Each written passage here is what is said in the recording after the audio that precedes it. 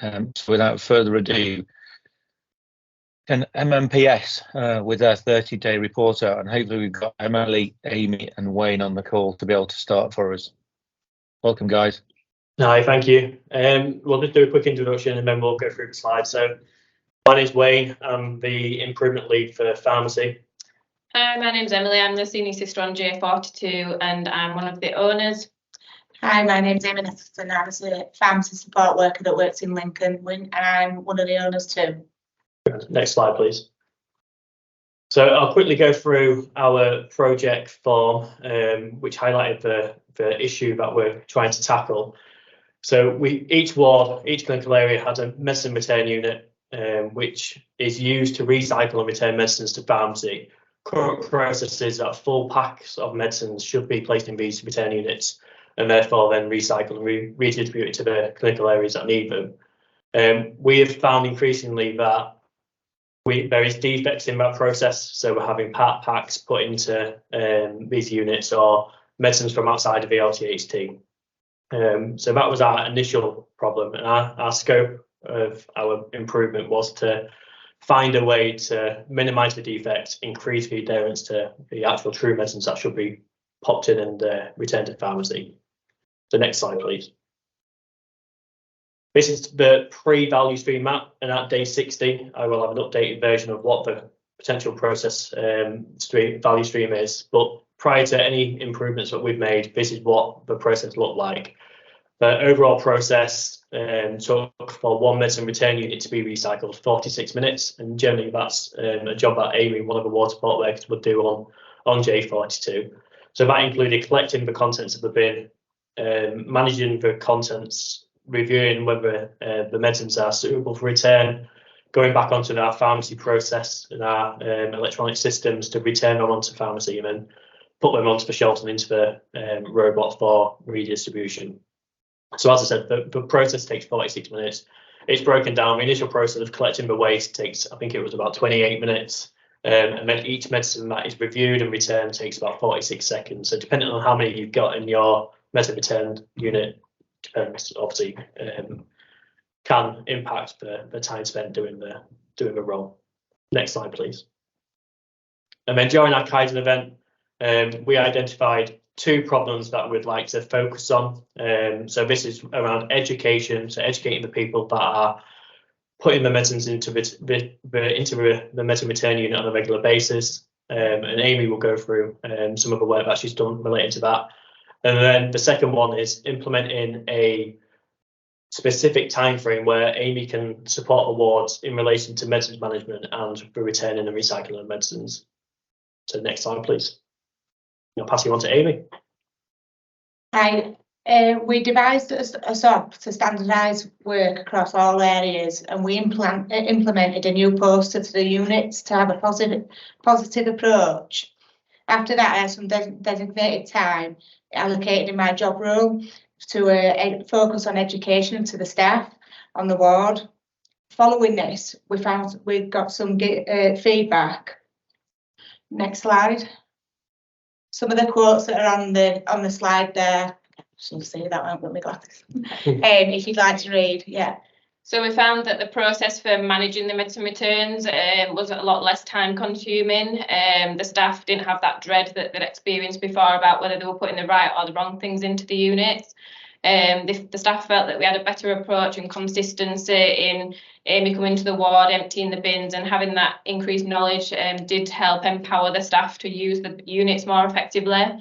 And again, just that education and standardisation of the work through the SOP and the poster, the staff felt they were valuable resources that, again, empowered them to use them correctly if they were unsure of what could and couldn't go in the bins.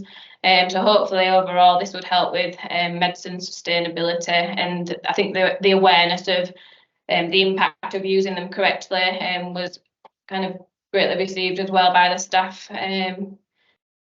It's proven that there were less defects, and the education was definitely needed, as when the units was initially rolled out, there was no clear understanding and that there was no education provided of what medicines that could be put in the recycling units. With all the correct training, staff feel more empowered and confident about recycling on the ward. This is evident from the data. Next slide, please. So this is just kind of an overview of the results that we've obtained through the Kaizen event. So we've got the data from the pre-event. So we had almost 70% defects for the units for the medicines returned. We did measure the same data at 7 days post-event, and we saw a huge reduction to just over 30% of defects. We've then measured that again at 30 days, and it's gone down to just over 10%, which again supports that improvement from educating the staff to actually seeing that result, which is amazing. So we're going to measure that same data again 60 days and obviously report out and hopefully see a further reduction in defects. Next slide, please. So this is our target progress report. It basically summarises what we've seen on the previous screen. For 2 of our metrics, we are achieving target, so we're green on 2 of those. And again, at 60 days, we hopefully will have the end targets, which are displayed on the end column. The only metrics which we haven't achieved an improvement in is the education around, or the education collected by a survey which we put on the walls and asked staff to fill in. On reviewing the survey, some of the questions seem ambiguous, and that's potentially where we've got the 84% gone up to 100% deficiency defect. So we're going to focus our attention on that particular metrics for the next 30 days. Next slide, please. The next steps following review of the data collection, we feel that we're going to kind of refocus the education towards the questionnaire, the areas that we feel that have impacted on that metric not improving to 100%.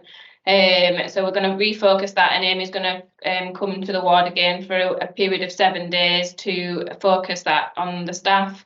Again, further data analysis at day 60, which we'll report out, and then also reviewing the support, the role of the support worker to providing that consistent education around the medicine returns units to ensure that we get that consistent kind of result. Next slide, please. And that's us. Thank you. Thank you all. We'll save questions for after. Liz. Hi, Liz. Hi, my name's Liz. I'm a lead nurse. Most people know me for palliative and end-of-life care team, but I'm currently also working in the quality team as a development role. Rowan, could I have the next slide, please? So welcome to my report out. This is following on from my tenancy intermediate APO course. So I was looking at the overall oversight governance of how to update patient information leaflets and guidance, how to ensure all correct processes are being completed to enable sign-off in current team governance structures, and how to avoid unnecessary duplication. Was aware that there were multiple central processes for approving patient information leaflets and guidance, but as part of that, you then need to have some approval through your own team governance structure. And there's no formal guidance in place for what that must look like.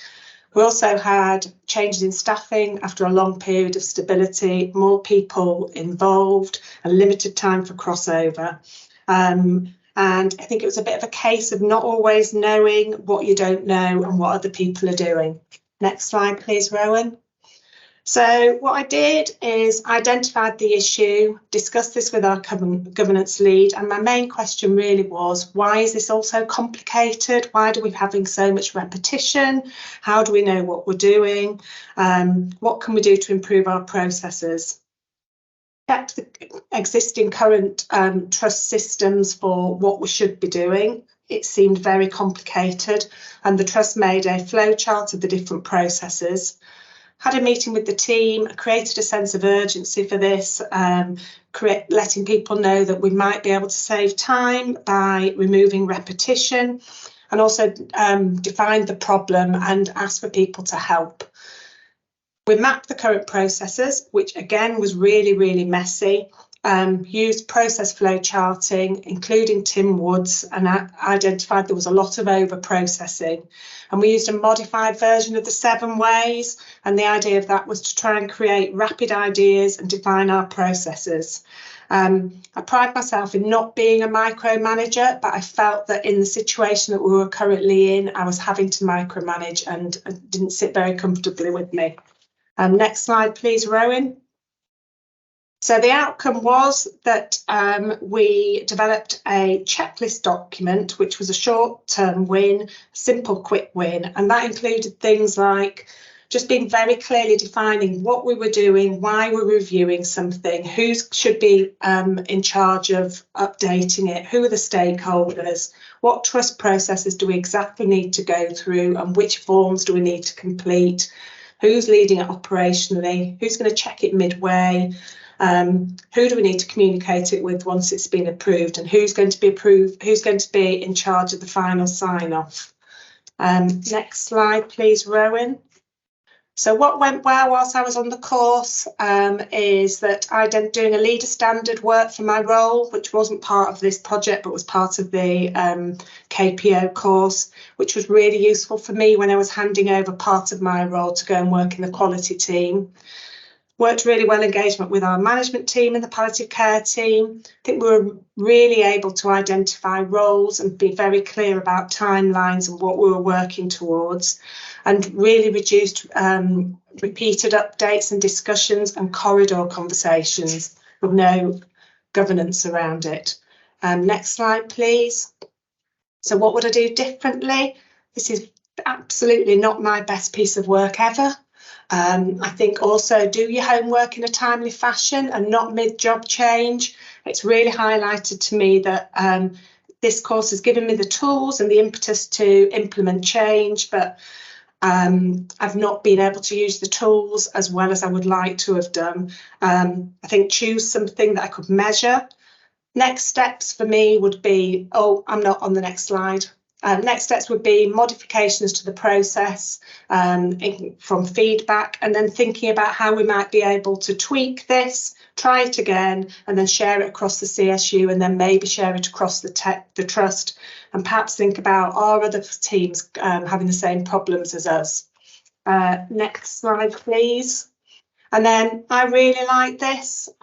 It's a great poem. I'm not saying that this was happening, but without clear identification of roles from a governance point of view, you can unwittingly fall into this story. I'd really like to thank Catherine from the KPO team, who has supported me to limp over the finishing line following done my course. Thank you. Thank you all. So those of you on the KPO team know that I'm doing my foundation course on Tuesday. I was smiling away, Liz, when you said do your homework early. So that'll be me concentrating this weekend on doing all my pre-work for Tuesday. So thank you for the timely reminder. Right, we've got until 1 o'clock for questions and comments. We've had two great presentations. Just my thoughts on the first one. How important is it to educate people as to what we actually want them to do? Just massive difference just from an educational intervention. So the floor's open. Who's first? While you're all pondering. Andy, the CO2 savings. Yeah, would never have thought of that. Call on that one. Good work. And Paul Jackson, thank you. Hi. Thanks, Wayne, Amy, and Emily for the presentation on green medicines. That's really interesting. Those that don't know me, I'm the waste reduction lead for AMS. So I can see that you've reduced defects, I think it was to around 10%. Am I right in thinking that that means that's effectively that's more full packs as a proportion are being recycled? Because I know last time you talked about the possibility that in the future part packs could be recycled, and there was obviously a big cash value saving attached to that possibility, and that actually has gone on to the AMS waste reduction tracker for next year. Has there been any progress on that aspect? So I can give you an update on that. So as part of this project, we're looking at what should go into the medicine retaining units currently, but I am doing a piece of work in a different project that is looking at part packs and the values of the medicine retaining units and the contents within. So I'm currently reviewing 6 wards, 6 medicine retaining units over a 4-week period, and keeping a financial spreadsheet, with the quantities and potential savings that we could make if we recycle the part packs. So that is separate to this, but is ongoing alongside. Wayne, just so I can understand, so great Paul, great question, Paul. If there's a full blister section, return that, you're working out the financial value and I guess the CO2 value of that in a 6 ward areas, and you'll feed back that soon, hopefully. It sounds really good. Yeah, so that's pretty much it. So we're working out the potential part pack value savings on 6 wards, and then we'll bring that back for discussion at a different time. Fab, thank you. Hi, Andy. Hi, guys. Hi, Magnus. Paul, thank you for that question. If I can just kind of help with that as well. So we've been working with Mike Kirtley, who's our Associate Director of Finance, and as part of the waste reduction piece, to quantify what Wayne's just described and then scaling that up. We think that's a significant number. It's going to require a little bit of investment to kind of enable that, but we've started to put a plan and a program together for that, and we'll be having further conversations about that probably next week. So I think it's reasonable to have that in as a WRP scheme, Paul. It might come as part of the cost-based review without getting too kind of technical which stream it fits in. So we're just going to have to make sure we don't have any double counting. But the bottom line is we do think we can recycle more medicines, which will have a monetary saving. And also, as I said in the chat, we're trying to do some work to capture what does that mean from a CO2 sustainability point of view as well. So there are some ways we can do that. So it's a great piece of work which will have some really significant, we hope, tangible benefit. That's great, Andy. Thank you. And thank you, Paul, for bringing that up. Just while everybody's thinking about their next comments and questions in the side, I have a couple of comments from Sophie. So, for all the work you're doing, guys, from Sophie. So, really good. And then beyond that, somebody's going to have to help me here. The 7 ways, Liz. Tell me about that. Is that Tim Woods? 7 ways is when you want it. Tim Woods can be part of it. 7 ways is when you're wanting to generate ideas quickly in a team. And so you get people together and you try and get people out of their mental valleys, and you want to focus on one particular part of your improvement work. I mean, I think it was quite clear when you look at CMA, I don't have any metrics of things to have measured, but I was describing what we did as a team and just getting everybody together and thinking, forget what we're actually currently doing, what do we need to do, and let's just map it all out. You will learn about it, Magnus, on your course. Thanks, Liz. Consider the edgy. I thought Tim Woods was somebody else I needed to book a 30-minute conversation with. Thank you for that. Can I just check? Has everybody done their thinking? Everybody said everything they need to say? Silence from the floor. So all that remains, Emily, Amy, Wayne, great work. Thank you. Very much appreciated. And Liz Rees, I'll be popping around for more quick from you. Yeah, definitely do your homework on time. Have a good rest of Friday. Okay, thank you. Have good Fridays, everybody. Thank you.